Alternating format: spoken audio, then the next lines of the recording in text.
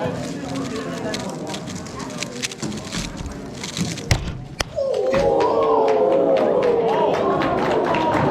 everyone.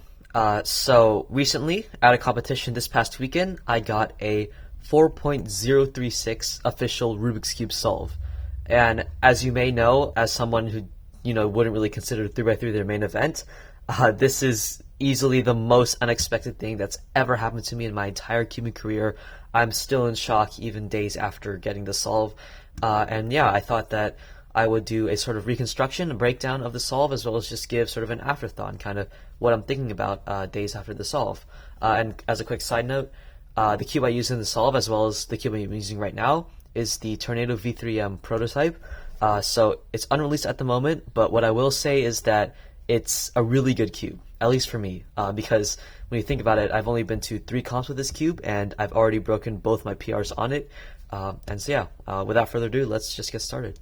So here's the scramble. It's up at the top of the screen if you'd like to follow along. And so whenever I get a scramble, the first thing I look at is the white cross. And looking at this white cross, quite frankly, it's absolutely terrible.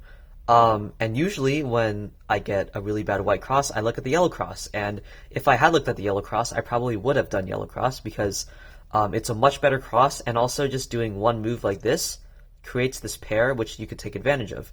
But for whatever reason, I ended up not looking at yellow and sticking with white. And I think the main reason why I did that actually was because I saw that with one move, by just inserting this red cross edge, I would be pairing this up, and I ended up making an X cross out of this. And so that's what I did. So pretty much this was my solution. I kind of started from this angle. So I started off doing a wide R prime like this, kind of just to set up this cross edge. Then I did an R to bring in the red cross edge, then a U prime so that I could solve these two relative to one another. Then I did another wide R prime, and this essentially set up this pair to be solved.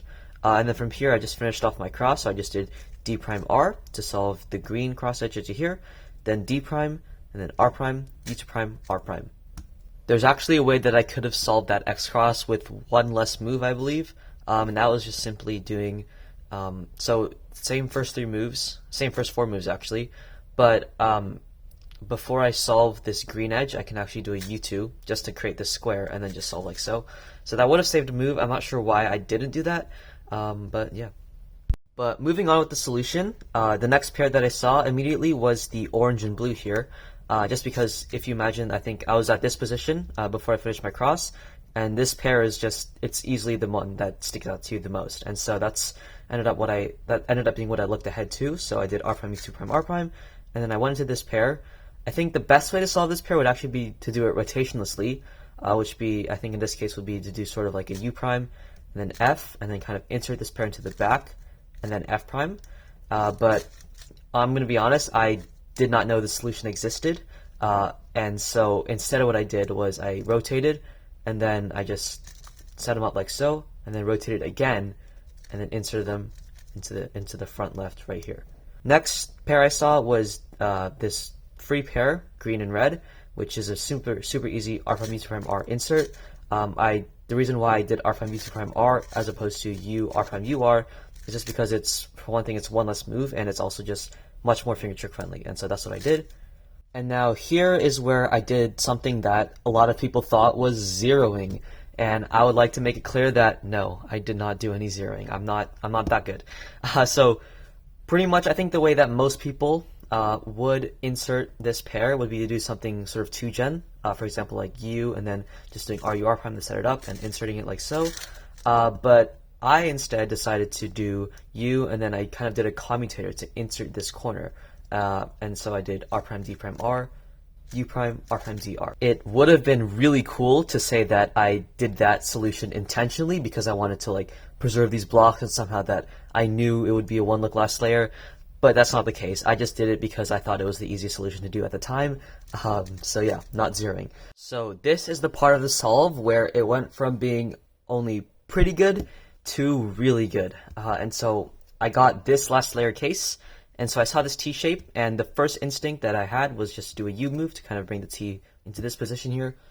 And so what I noticed, well, instinctively actually, what I did first was I I kind of instinctively wanted to do just the Euler algorithm, which goes like this. And so you can actually see that if you play back the video in slow motion, I actually did sort of like an R and then an R prime. And the reason why I did that is because I realized that this was actually a one-to-glass layer opportunity. In particular, I noticed that we have these two bars here.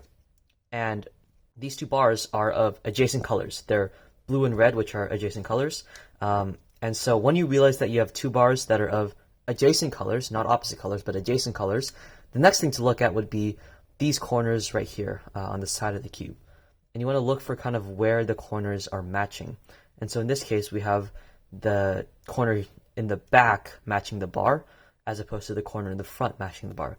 And when you have that case, then the algorithm you have to do here goes like this. And so that's what I ended up realizing that I had to do. And then furthermore, I also knew how to predict the AUF in this case, which I think was what made the solve even better. And in this case, I know that this bar right here is always going to end up in the front, and because this blue bar is just going to end up right where the blue already is, there's going to be no AUF at the end. So I ended up just doing the alg, and knowing that there's no AUF, so I stopped the timer immediately. So I just did the alg. I finger-tricked it kind of like this. I started with the pinch move, and then just carry on with the alg. Kind of another pinch for the U, and then a pinch with my left hand for the F prime, and then just stop the timer. So overall, this solve was 38 moves, and it was executed at, I believe, 9.42 TPS. And so the TPS of this solve was actually considerably less than my TPS on the 4.22 that I got a couple months back, but I'm not really mad about it at all. And I'm going to kind of explain that as I'm going to go through kind of the entire solution again and kind of give some extra commentary. And so yeah, here we go. Just for starters, the cross solution, I didn't execute it very quickly, but I'm not mad about it because it was kind of a very awkward and finger trick unfriendly solution to begin with. Because like there's a combination of wide moves and regular moves and also D moves in here, and just this D prime, R prime, U prime, R prime at the end was also really awkward. So I'm glad that I was able to execute that pretty well regardless of that. And also that when I was planning out that solution in inspection, I wasn't very confident that it would actually work, because I don't know, I guess when I was just under pressure and I was a little nervous, I just wasn't entirely sure that X cross would actually work out as planned. So I'm glad that it did. Next part is the second F2L pair, and this is arguably the worst part of the solve, if you will, because I ended up solving it with 2 rotations like that, and that could have been avoided completely by doing something like this, and actually even like canceling into this pair or something, which could have been really fancy, but I'm not really mad about that. But yeah, that's just kind of food for thought. So yeah, moving on with the solution. The third pair was, I mean, nothing special. I'm glad that I executed it pretty quickly with a double click like so. And then this was a pretty interesting part of the solve, doing a commutator for this F2L pair here. Like once again, as I mentioned before, it was not zeroing, it was not intentional. In fact, funny story, when after the solve, like after the round actually, when I went to kind of check the scramble with the delegate, Kevin Matthews, I had a lot of trouble trying to recreate the solution. And like when I first saw the scramble and tried to recreate the solution and failed to recreate the solution, I was really worried that it would be a misscramble. But I went back, I looked at the footage and realized that it was indeed the correct scramble, and that I just couldn't recreate the solution. And the main reason why, is because of this F2L pair right here. Because when I was trying to recreate the solution for the first time, I solved this F2L pair the normal way, the way that most people would probably solve it, like this. And this will lead to a very mediocre last layer, which is not what I got in the solve. And yeah, in fact, in the solve, I did the commutator instead. And it took me quite a while to realize that. I think if you look back at the live stream footage, like I was kind of back there looking at the scramble for maybe a good 5 to 10 minutes trying to figure out why I didn't get the last layer I was trying to recreate. But yeah, so eventually I figured out that I did this commutator like so. And then this is also a pretty interesting part of the solve. When I did the U move, it was pretty sad how, I had a really slight hesitation where I did this sort of half R prime. But the thing is, like, I'm not very mad about it at all either, because when you look back at the actual replay, like not slowing it down, you barely even notice it. It looks like that even though I did do a slight hesitation here, I kind of reacted really quickly and executed this super fast.